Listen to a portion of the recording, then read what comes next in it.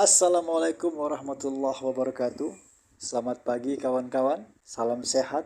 Semoga kawan-kawan selalu dilimpahkan rahmat, taufik serta hidayah oleh Allah Subhanahu wa taala. Baru saja saya menemukan satu video menarik yang diupload oleh channel Nahnu TV Aswaja. Lagi-lagi kawan-kawan. Lagi-lagi di dalam video tersebut Teku Mudakori membuat heboh di mana beliau mengungkapkan hubungan yang tidak baik-baik saja dengan Gus Abbas kawan-kawan.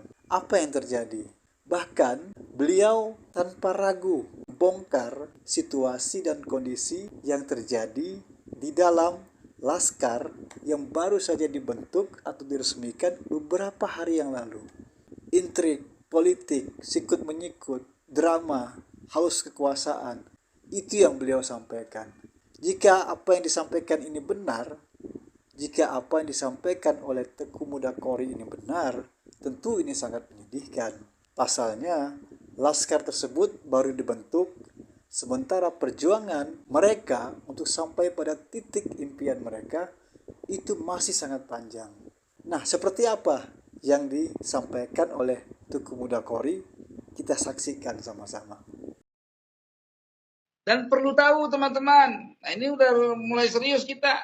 Abbas Buntet itu cuman bisa nyap-nyap doang ceramah. Coba dah, ajak dia diskusi. Kalau bisa jejak tangan kita. Dia itu ngambil manfaat daripada keadaan kita ini. Akhirnya dia jadi raja.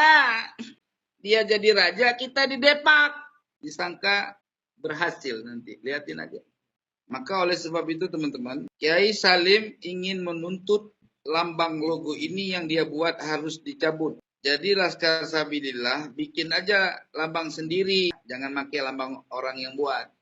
Dan lambang logo organisasinya, kalau ini Laskarnya. Malulah sedikit, copot ini. Karena ente sudah membuang sejarah. Orang yang mempunyai sejarah didepak sama ente. Katanya mau ngikut ADRT, tapi ujung-ujungnya ngangkat diri sendiri. Siapa yang milih Abbas Buntet menjadi ketua umum? Gak ada pemilihan, ditunjuk doang. Apa dia yang nunjuk? Ya, kalau mau ikut ADRT ya dipilih lah. Ada calonnya yang menjadi ketua umum. Terus yang kedua, dikarenakan ada unsur sikut menyikut, maka saya memandang bahwa ini sudah nggak benar perjuangan ini dalam organisasi ini. Akhirnya saya mundur. Namun sampai hari ini belum ada konfirmasi untuk menerima pengunduran diri saya.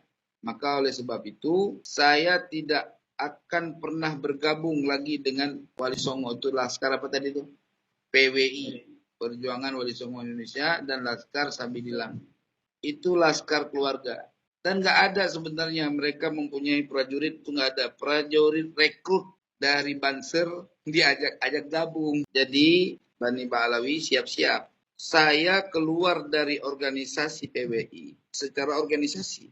Tetapi sejarah perjuangan saya untuk menegakkan kebenaran palsunya nasab Bani Ba'alawi itu tetap berjalan selama Bani Ba'alawi tidak dapat memberikan bukti kebenaran nasabnya sesuai dengan kaidah-kaidah ilmu nasab. Jadi waktu itu udah main sikut-sikut bikin narasi surat, ternyata tanda tangan comot nggak jelas, maka dari itulah saya mundurkan diri.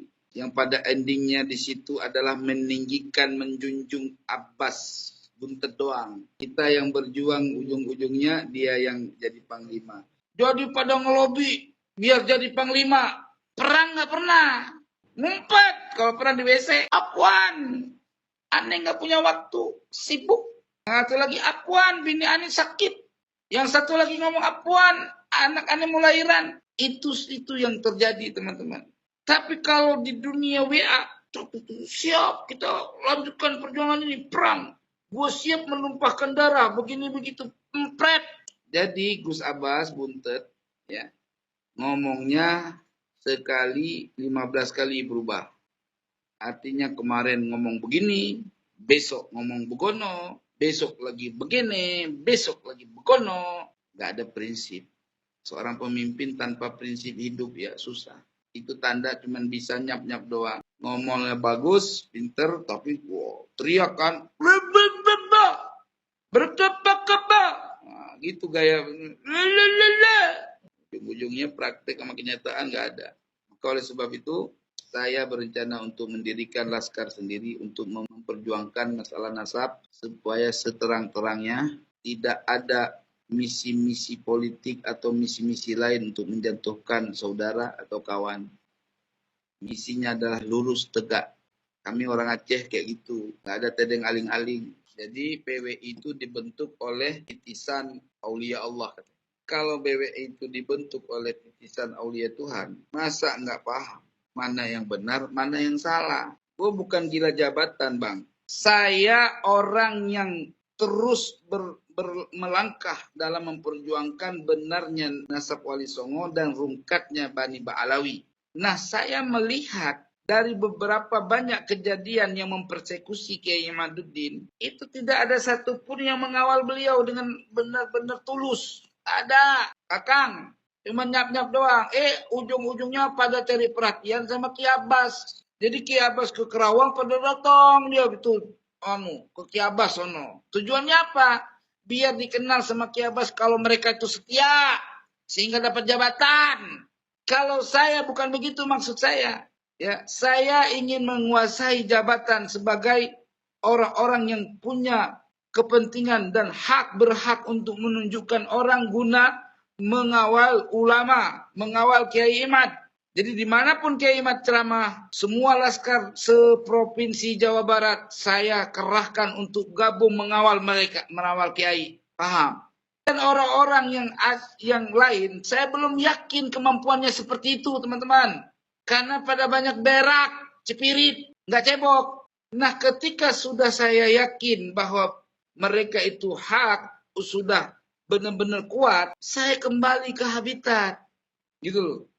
Saya kembali, kan ada prosesnya 5 tahun kalau bahasa jabatan mah. Jadi bukan gila di situ enggak.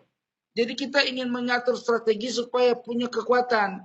Sehingga kalau sudah punya kekuatan dengan perintah saya, di mana Bani Ba'alawi yang nasab-nasabnya palsu di rumahnya kita samperin. Itu yang ditakutin teman-teman.